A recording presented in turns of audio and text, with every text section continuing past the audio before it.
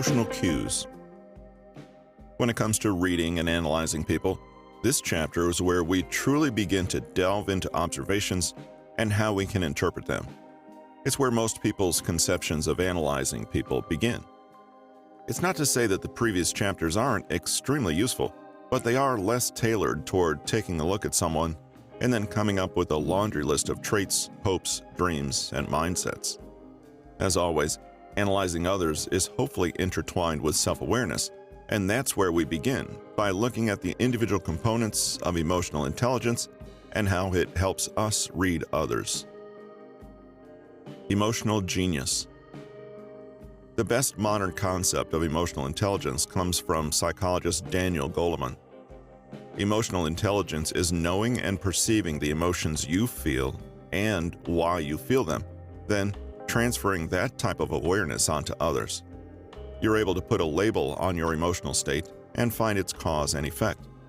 By extension, emotional intelligence is being able to read other people's emotions accurately and deduce the reasons for them. When you start thinking, why did she say that? And what made him do that? Instead of immediately reacting, that's the beginning of your path to emotional intelligence. It's a matter of understanding the whole causal chain of other people's motivations and intentions and how that leads to their emotions, which leads to their behaviors. High emotional intelligence is like being able to read someone's mind. In reality, this everyday superpower is not so complex and requires resisting powerful aspects of human nature that behoove us to focus only on ourselves.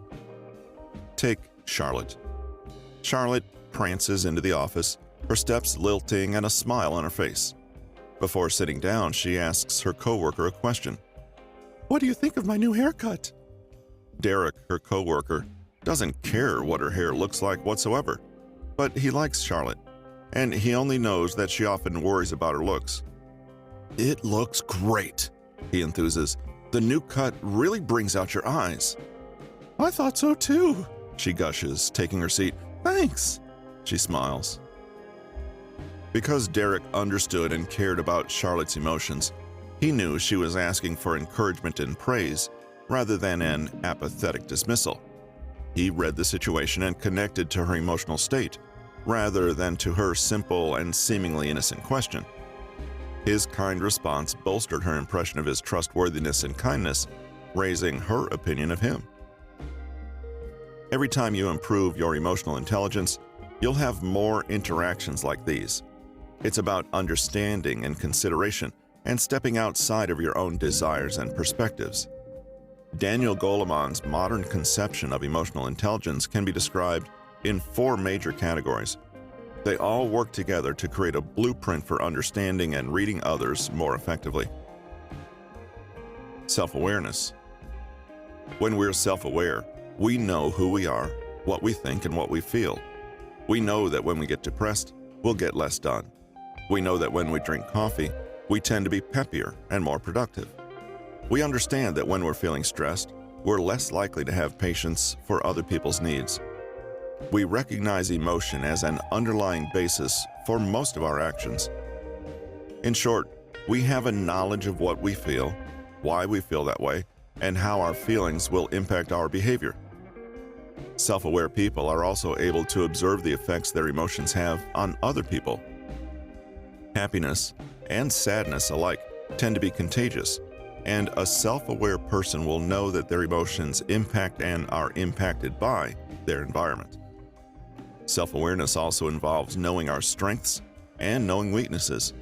More importantly, it helps us be willing and able to accept advice and criticism.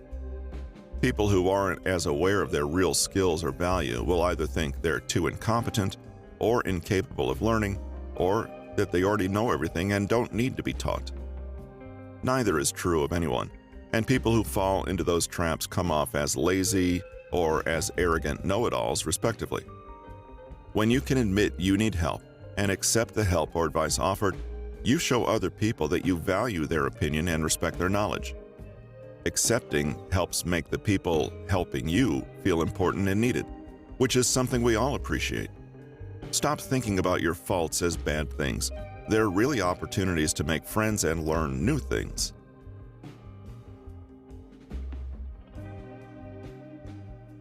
Hello, listeners. This is Russell with Newton Media Group.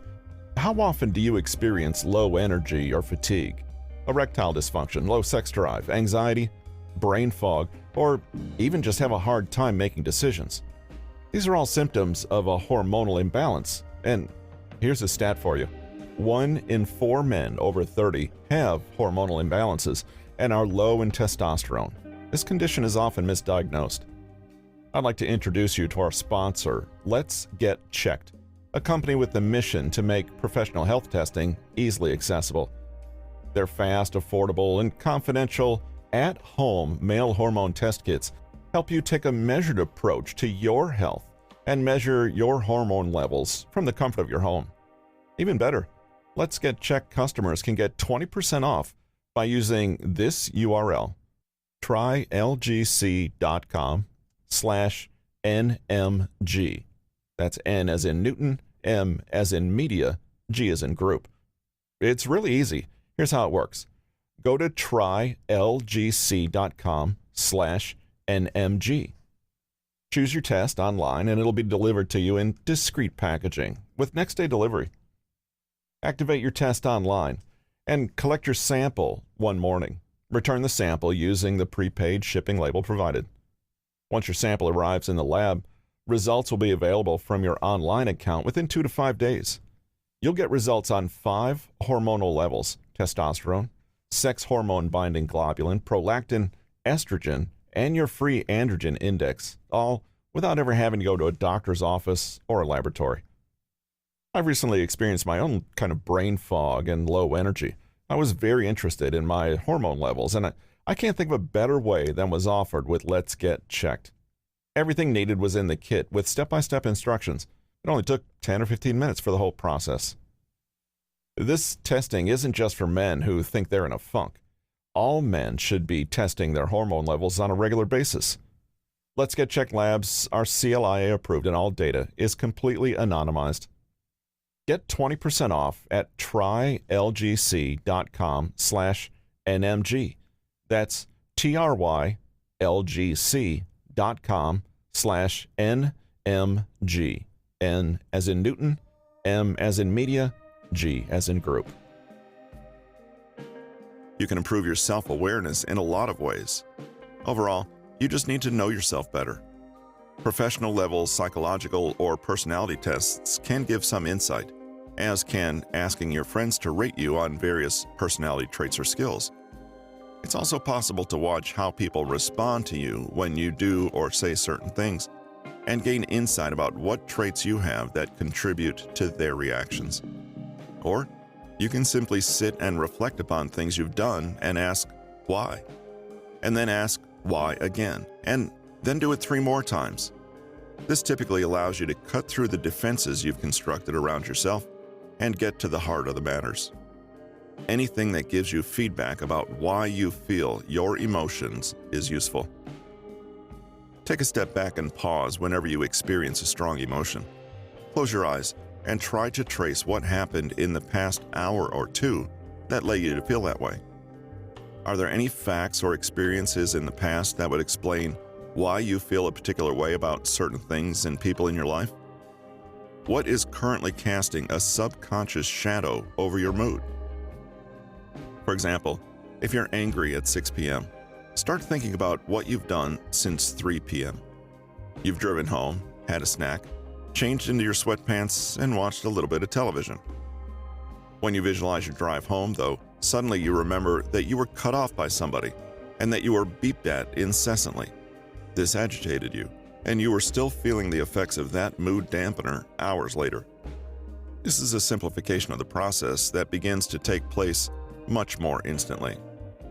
The sad reality is that most people are not in tune with their feelings. Often, we're negatively affected by the emotional impact of things that have long since been irrelevant. Most people just react automatically without realizing why and without stopping to think what is happening internally.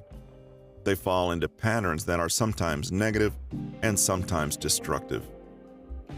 Rather than looking inward and attempting to label your emotions based on what you might hypothesize caused them, you can also analyze how you're acting and label them that way. In the former, you're looking to the past to try to deduce a cause. In the latter, you're looking at the present to see the manifestation of emotion. In a sense, you're working backward from what you see and creating at least one theory about what caused it. Just as with other people, you can tell more about yourself by your actions than you can by what you say or what you tell yourself. Self-management. The most fundamental aspect of self-management is the ability to keep our emotions in check. When we're ecstatic because we got a date with a dreamboat, we don't let that excitement distract others in business meetings. When we're angry about being overlooked for a promotion, we don't let that impact our work relationship with our rival or our boss. We even work to stay calm, steady, and effective when situations are stressful, hostile, or dangerous. In short, it involves not letting emotions get the best of you. A lot of people attempt to do this by bottling up their emotions, but that's a bad idea because it can lead to resentment, bitterness, and even eventual explosions of hatred and rage. Our emotions help us understand what we really think about events and people. Paying attention to them can let us form rational descriptions of our concerns and joys that can let us impact our work and relationships in positive ways. Notice what you feel, examine why you feel it, and talk about it calmly with relevant parties when your head is clear. That will let you form meaningful compromises and help you gain more happiness in life. In short, express emotions in appropriate, productive ways. Don't repress them. This step is the next step in being self-aware. What do you actually do with your emotions that you've identified? Self-management also involves monitoring our thoughts and moods to manufacture a positive outlook. Some people are natural optimists, some aren't. But seeking out the opportunities and lessons in even the worst situations can produce a silver lining that allows for meaningful growth and progress. You can't let yourself be crushed by a failure. You have to push through it, learn everything it taught you by heart, and do better next time. A well-managed emotional life is used to motivate you toward your goals because you can use conscious patterns of optimistic thought to rally yourself with hope and joy, letting you continue on your journey.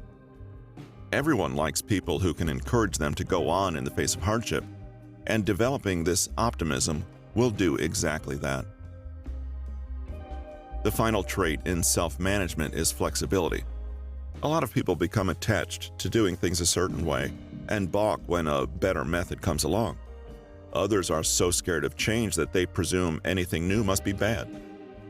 But a self-managed person will see those impulses as unhelpful and try to learn new ways of thinking and doing things. This helps them adapt and manage their expectations and emotions better. This has been Think Like a Psychologist: How to Analyze Emotions, Read Body Language and Behavior, Understand Motivations, and Decipher Intentions. Written by Patrick King, narrated by Russell Newton. Copyright 2019 by Patrick King. Production copyright by Patrick King.